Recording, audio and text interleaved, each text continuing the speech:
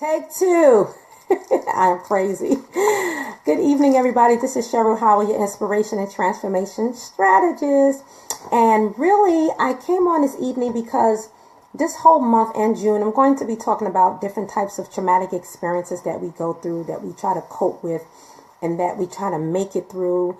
And I'm inspired by this topic because I'm actually doing a summit in June called From Trauma to Triumph, where I have wonderful, phenomenal speakers who will share their experience of their traumatic experiences and how they were able to make it through and seeing themselves on the other side and actually living and walking in their purpose and in their dreams and actualizing their passions and monetizing their passions. But they're all going to share things that they have gone through that were very traumatic and devastating and just really was a setback for them and how they was able to bounce back. So this evening, I am asking you, my community, those of you who feel part of my community, I want to hear some of your stories, how you were able to bounce back and what strategies or methods that you use to help you cope, to help keep you sane from literally losing your mind, because there are things that we go through in this life that will make you feel like you are on the edge and about to lose control.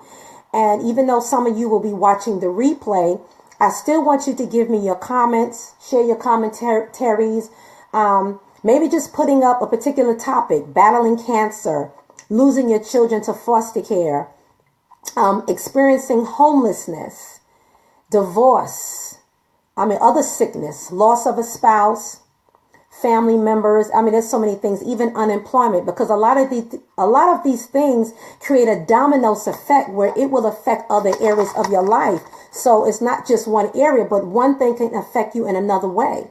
So, like being homeless sometimes, if you don't have a place to stay, and you're trying to find a job, sometimes that'll be a block for you. You can't move to the next step until you get, solidify your place of, become stable basically. And I've been through some of those things and it's not easy. Oh, my laptop just went off. I was trying to do some things and multitasking like I usually do. Give me 1 second. Okay, I'm back on board. And so I just want you to share with me, what are some of those things? I want to know how you bounce back. One thing is powerful is that when you share your story, you become a blessing to other people. Other people hear your story and feel like they are not alone, and they actually draw strength from hearing you speak about what you've been through and how you were able to make it. And I just think it's so important that as a community, we bless one another. Hey, Robin, how you doing, girl? Been a long time, sis. I'm coming to your area this summer. So we got to get together. But a lot of people are going through. And I remember when I was doing outreach in a transitional house, there were so many women and men, because we had the men's house and we had the women's house.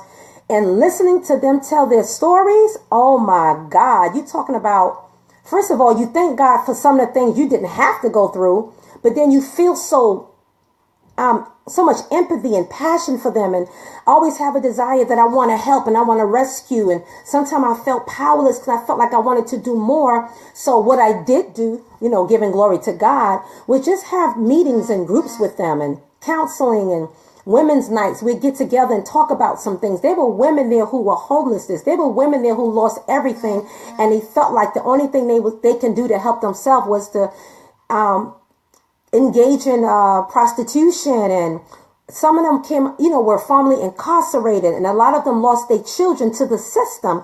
And so they were trying to get their children back. So they had, again, find themselves in a stable place again. And it's so interesting that when I went through my moment of losing my apartment and having to leave, and I struggled financially after I divorced from my ex-husband, and I end up living in a transitional home. Thank God, he's awesome when you believe in him, because, he led me to a particular ministry where they had a transitional housing and they had home I never knew about. And so that my leaders, they became my leaders. They blessed me, me and my daughter, with a place to stay. And I remember some nights we stayed in a room and we slept on a sofa, and my cover was my long shearling. I used my coat because it was very cold in that house. It was an older house and it was big. And so had a lot of draft. So it would be very cold in the house. So we would snuggle together and sleep on that one couch. Can you imagine? And using my coat as a shield and to keep us warm at night. So it's very interesting that God would have me in that particular situation for that season, and to be able to minister or to counsel or to coach other people going through that same dilemma and more. And what it did for me was it gave me more empathy and I became more passionate. I was already passionate towards people. I mean, if somebody's hurting, I feel like it's me. I'm crying. I'm hurting with you. When somebody's rejoicing, I feel like I'm rejoicing as well. Always been that type of person where I never battled with being envious and jealous. I felt like, Robin, if you was going to make it, I'm going to make it too. That's just the kind of person that I am. I'm next in line. So what if God called your name first? I am next in line because I always believe, as the word says, he is not a respecter of persons, but he just wants us to seek him, seek him and call upon him while he is near and draw nigh to him. And so I really want you to share your stories, and I want to know how you make it through, what method you use. And I know prayer is instrumental. Have to pray. Some of you, your strength was your faith. My strength was my faith and not looking. But that's only because I had enough word in me at that time. Some of us are not there when we've gone through those particular situations. At that time, I had enough faith and I had enough word in me to know that this too shall pass. But still, I felt discouraged at times, and it was hard. It was rough. And I would just quote the word. I said, you know what? And this too shall pass. And I just proclaim that and profess that all the time, even through the roughest times, just not focusing on the present situation, but knowing that one day I'm going to make it to the other side of the tunnel. And this is just not it for me, because I did believe that there was more for me, but some of us are not there yet. We don't see tomorrow. And I grew up in the projects. I love to share my story now that I feel like I'm getting through it. Ha! I love it, girl. I definitely want you to share your story. You can even jump in when I finish and go live here in this group. But I knew I was going to make it to the other side of the tunnel. But again, what about those who don't have faith like that yet? They don't believe like that. They don't see tomorrow. I was getting ready to say, I remember, growing up in the hood, a lot of times there's a feeling of hopelessness. And I used to hear guys around the way, especially the males, would say, yo, I'm out here today. That's how I used to talk. It was a little hard.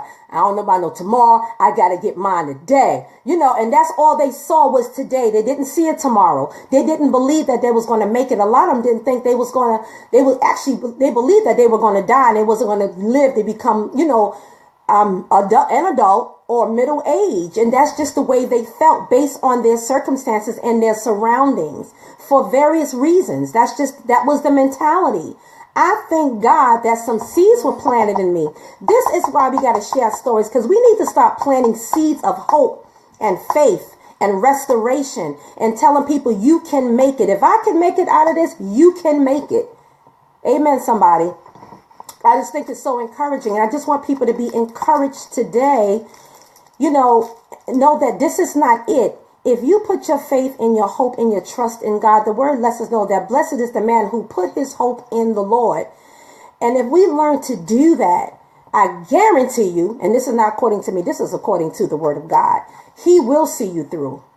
He will be with you through the fire and through the flood. It's just not something that a cliche that we just say. There's some of us who lived it and we have experienced it. So we can tell you by our testimonials that God is able to pull you out, but not even just pull you out, learning how to cope through it. What about that? Because you're not going to come out of every storm immediately. Some things you have to live through. And most of the time when you hang in there, I want to say all of the time, if you hang in there, you will come out a stronger person, better.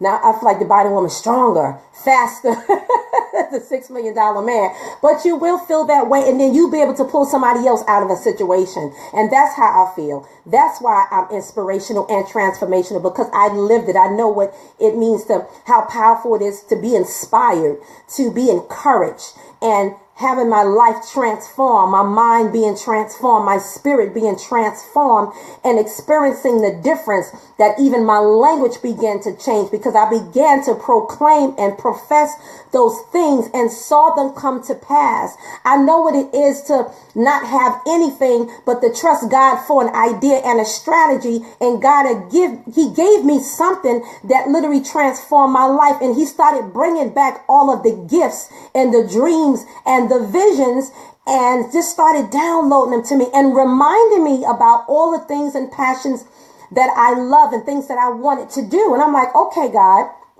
we're going to do this.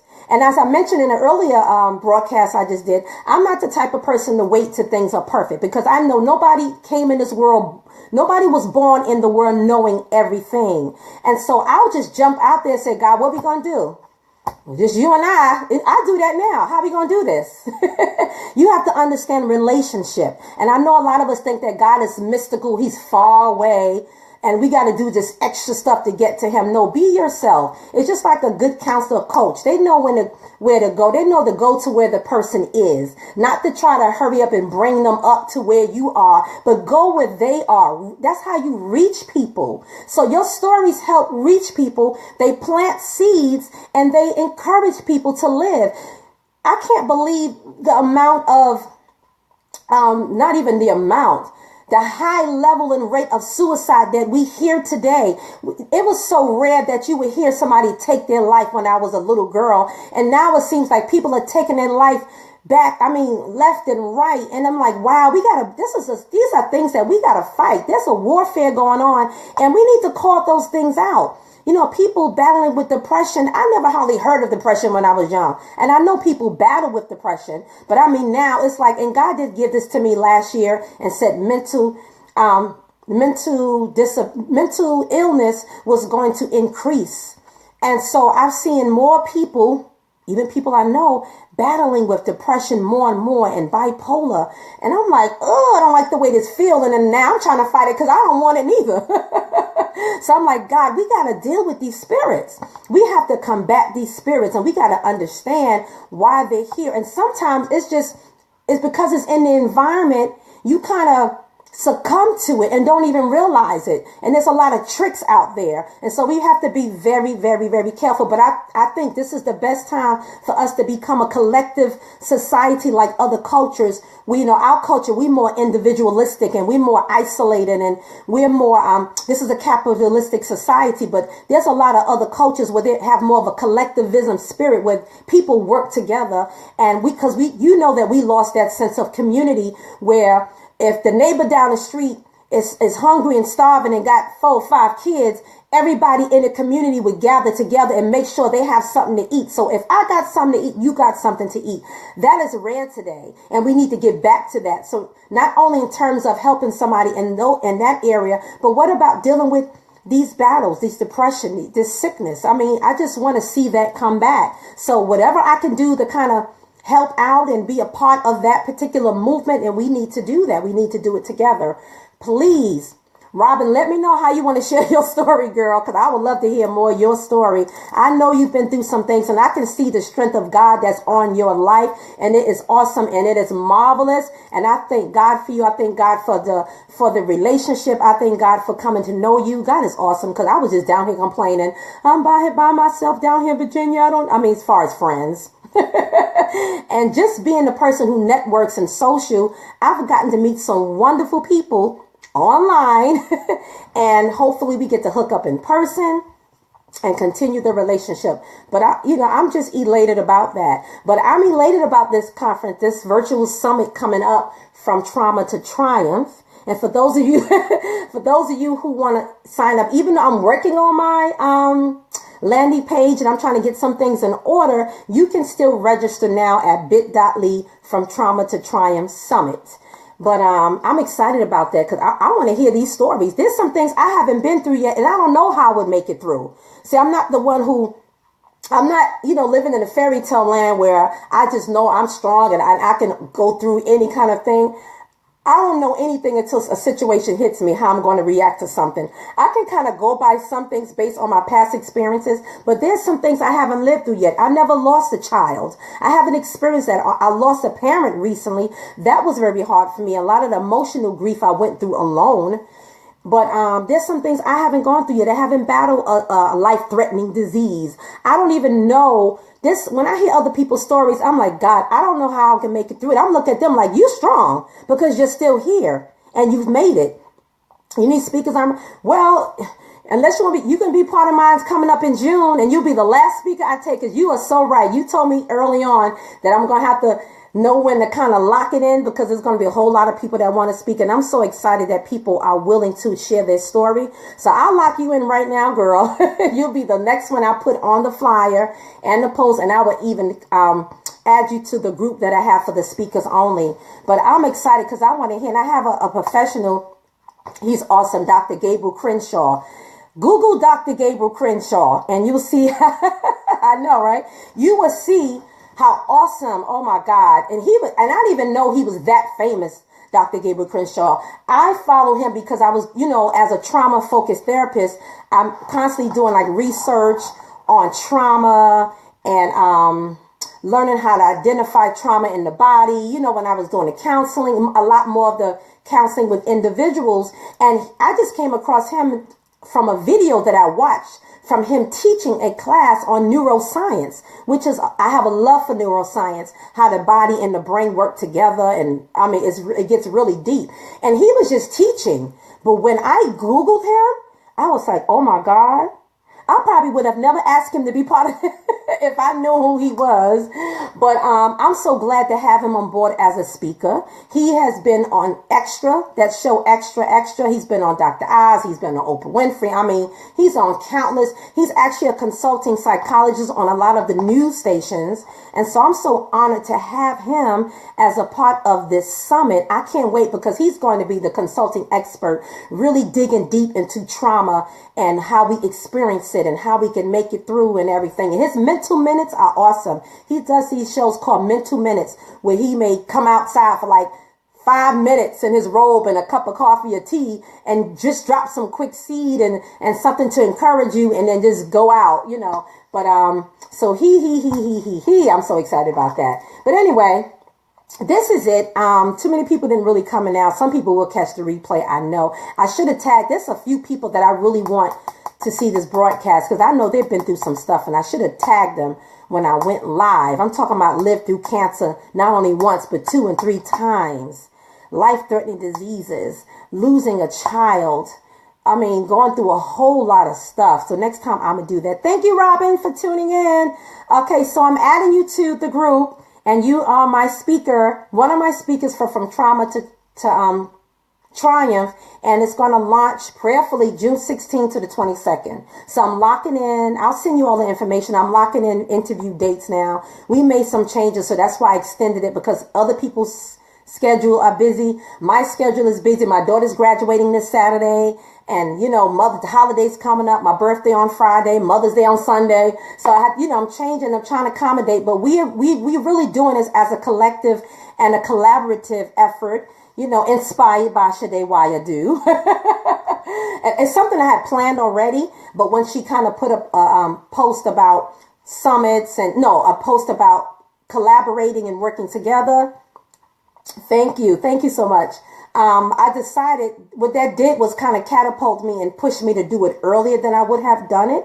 And so I'm excited about that. Now waiting for it to be perfect, but I just want it to happen because, at the end of the day, it's people that we serve. It's not about us. It's about the people that we serve. It's about those people who are going to be blessed by the summit, which is so important. So anyway, let me go after I talk on and on. You saw the post? Yes, absolutely. So that's where we are now, but I will speak to you soon. Thanks for joining in. Thank you to those of you who are watching the replay. Just because you're watching the replay does not mean you cannot comment under this video, because you help give me some more content, things to share, things I want to talk about, even leading up to the summit that, can be in my mind and I can kind of address, when it comes to dealing with trauma and becoming triumphant through it all. We got to hang in there.